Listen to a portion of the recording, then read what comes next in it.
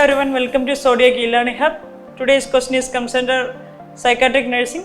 The question is, a person who was wandering purposelessly around the roads untidy on examination, he is found muttering to self and irritable sometimes.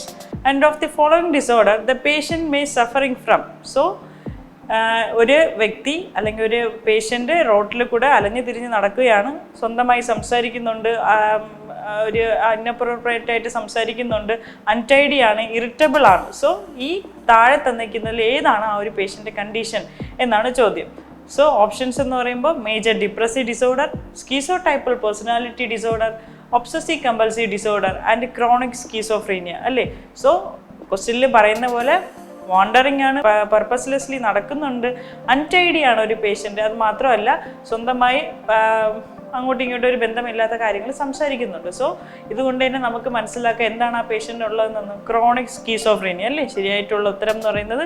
Chronic സ്കീസോഫ്രീനിയാണ്. ഇതെന്ന് പറയുന്നത് എന്താണ്, ഒരു പേഷ്യൻറ്റിൻ്റെ ബിഹേവിയറിനെയും തോട്ട്സിനെയൊക്കെ affect ചെയ്യുന്ന ഒരു ഡിസോർഡറാണ് എന്തെന്ന് പറയുന്നത്, സ്കീസോഫ്രീനിയാണെന്ന് പറയുന്നത്. ഇപ്പോൾ ഒരു സ്കീസോഫ്രീനിയ ഉള്ള ഒരാൾക്ക് റിയാലിറ്റി ആയിട്ട് യാതൊരു ടച്ചും ഉണ്ടായിരിക്കത്തില്ല. അതുമാത്രമല്ല ബാക്കിയുള്ള സിംറ്റംസ് എന്ന് പറയുമ്പോഴത്തേക്ക് എന്താണ്, അഫക്റ്റീവ് ഫ്ലാറ്ററിങ് ഉണ്ടാവാം, അലോഗ്യ, അൻഹെഡോണിയ, ദെൻ പുവർ അറ്റൻഷൻ ആയിരിക്കാം. സോ ഇതൊക്കെ എന്താണ്, ഒരു നെഗറ്റീവ് സിംറ്റംസും ആ പേഷ്യൻ്റ് ഉണ്ടാവാം, പുവറായിട്ടുള്ള ഒരു പ്രോഗ്നോസിസും ആയിരിക്കാം. So that's the 1 minute. Thank you.